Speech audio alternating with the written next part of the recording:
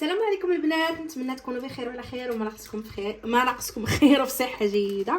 المهم تيبان لي التات عليا المقدمه ديال اليوتيوب واموركم على ما يرام ان شاء الله، ايام مباركه يا ربي وعواشر مبروكه، العواشر ديال يعني رجب وشعبان وان شاء الله رمضان الله يجيب الصحه والسلامه. المهم اليوم غنشارك معكم هذا الفيديو هذا. المهم جبت الفلفله بحال هكا كما كتشوفوا. المهم غنهضر معكم شويه يعني بعض النصائح كما قلت لكم. غيرت المحتوى ديال قناتي، ماشي غيبقى ما غنبقاش نركز على طبخ وصافي، ولا تبارك الله ما شاء الله كلشي راه حادق وكلشي كيعرف يطيب وكلشي شحال من حاجه.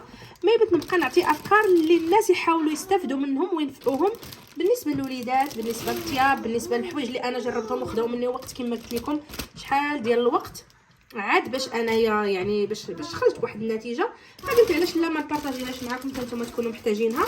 شوفوا هنا هذه ولات عندي حمراء واورانج وباللوان كاملين. هنا كما كتشوفوا عندي هاد الفلافل مخلطين. هاد الفلفله كما كنعرفوا كاملين كتطلع وكتنزل في الثمن، يعني كل مره وثمنها شحال تيكون، مره غالي مره رخيص مره. فانا البنات بصراحه منين كتكون هكا رخيصه فكناخذ واحد الكونتيتي اللي هي كثيره شويه، كنشدها كنغسلها مزيان، كنمسحها غسلها كامله هكا الراس كامل، وكنمسحو نشفو من داك الماء، وتنحيد منها داك الداخل ديالها وديك الزريعه وداك الشيء. كنشدها بحال هكا هي كنقطعها كما كتشوفوا، كنقطع وحده حمراء وحده صفراء باش تجينا مخلطه حتى في هاد الساشيات هادو اللي كندير فيهم. وكنديرها بحال هكا يعني كنجمعها كما كنقدر.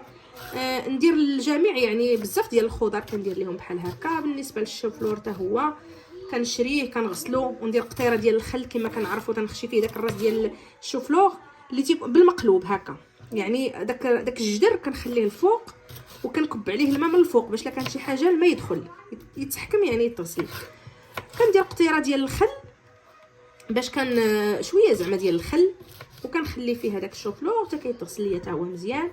كنقسموه تنقدر نسلقو واحد شويه، حيت الا ما سلقتوش كيكحال تيولي كري. انا بصراحه كنت ما كنتش كنجمدو ولا كنكونجليه، وفي الاخر ملي وليت كنكونجليه ديما كيولي ليا تيدوز واحد المده سيمانه ولا شنو كيولي ليا كري. ما عرفتش علاش، وانا نقولها للوالده ديالي الله يخليها لي ويخلي لكم يا ربي والديكم، واللي والديه توفى والله يرحمهم يا ربي ويسكنهم فسيح جناته يا رب يا رب يا رب في هذا النهار.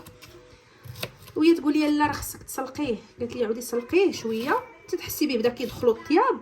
قالت لي صافي وطفي عليه، ديري شويه الملحه وسلقيه وطفي عليه البوطه. وكان ديك الساعه تخليه، قالت لي تسقطر الا درتيه في الصباح خليه حتى العشيه يتسقطر بالنسبه لهذا الحال بارد.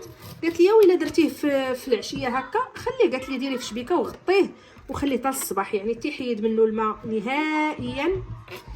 وكان ديك الساعات نديرو في الساشيات ديال الكونجيلاتور ونكونجليه. بالنسبه لهاد الفلفله البنات كنديرها كنقطعها بحال هكا، بغيت ندير بيتزا كنلقاها. بالنسبه شوفوا نهضروا واقعيا، كلشي ما شاء الله غلا، كلشي طلع كلشي.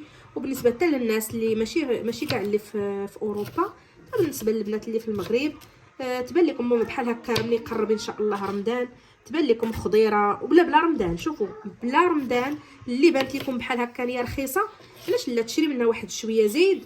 واخا تنعرفوا الناس اللي يكون في العوان راه الشهر كيدوز يعني فلوس الشهر كدوز الشهر، ولا يعني معليش واحد المره نحيد واحد شويه ونشري به واحد الحاجه اللي تكون واخا تخصني، واخا زعما تخص في دوك الفلوس. المهم هنا بقات لي الزريعه، واخا نتخص واحد شويه يعني نشري واحد، ندير واحد 50 درهم ولا 60 درهم حتى 70 درهم، نشري بها واحد الحويجات اللي هما رخاصين ونحطها.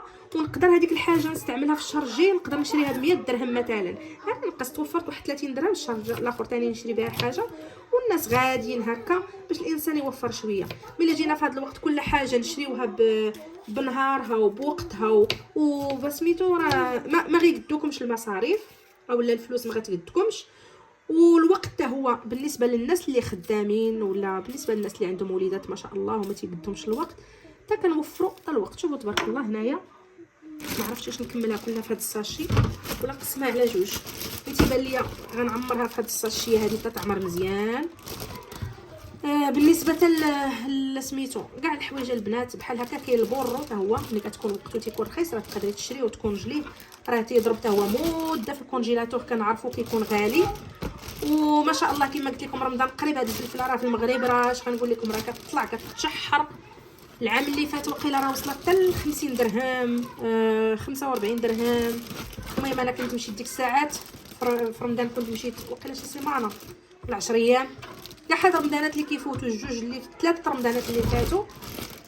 كنت نمشي ما كندوزش رمضان كامل في المغرب، ولكن كنت نمشي 2 سيمانات. كتكون عندنا واحد العطله هنايا خصهم يتغسلوا، دار لها الموبيل شفتوها نتوما كنديرها بحال ما هكا صافي. كنديرها في الكونجيلاتور. شوفوا انا سيدي اللوين تاعها ما شاء الله شفتوها. كنديرها بحال هكا كنديرها في الكونجيلاتور. وهنايا عندي ورقه سيدنا موسى حتى هي تنحاول ديما نشري كونتيتي الحاجه اللي ما تخسرش، كنشريها كونتيتي شويه كثيره وتنقسمها باش الانسان ما يضيعش، باش ما تضيعيش. اما الا بغيتي واحد الحاجه، هنا عندي هاد البصيله هذه البنات بغيت ندير واحد الوصفه اليوم. بالنسبه لسميتو بقاو كما قلت لكم غنبقى نعطيكم افكار بزاف ديال الحويجات بحال هكا. هذه بغيت ندير معقوده ديال الخضره، بغيت نديرها بالبطاطا وقيله، مازال ما متاكداش حيت الوصفه في الصراحه كاينه عندي فسميتو كاينه عندي في التيرموميكس. وبغيت ندير عندي هاد البصله هذه وعندي القرعه الخضراء. واخا القرعه ديال هنا بصراحه ماشي بحال ديال المغرب، عندنا ديك القرعه الكبيره هنا تنقيها نحيد لها هادو اللي نغسلها باقا ما غسلتهاش كما كتشوفوا. لا ما تقولوا خديجه ما غسلتش البصله، المهم باقا ما غسلتهاش. نقي لها نحيد لها هاد الجديرات هادو عاد باش نغسلها ان شاء الله.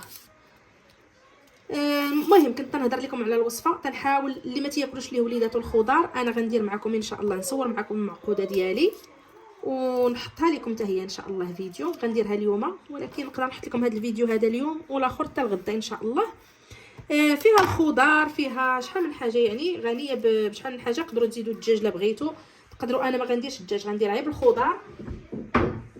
وهكا كيكونوا الوليدات كلوا الخضار. تقدروا تزيدوا فيها مثلا تزيدوا معاها كيتشوب، تزيدوا معاها مايونيز. يعني حنا كنعرفوا ماشي صحي داكشي 100%، ولكن احسن انه نديروا هكا هادشي كيما لا جروا لي الكرسي.